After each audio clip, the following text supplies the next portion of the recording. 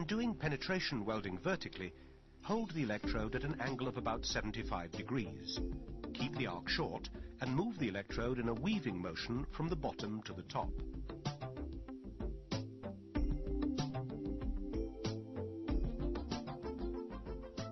Keep the arc short enough so that the tip of the electrode just touches the weld pool. Allow the metal to penetrate the gap thoroughly.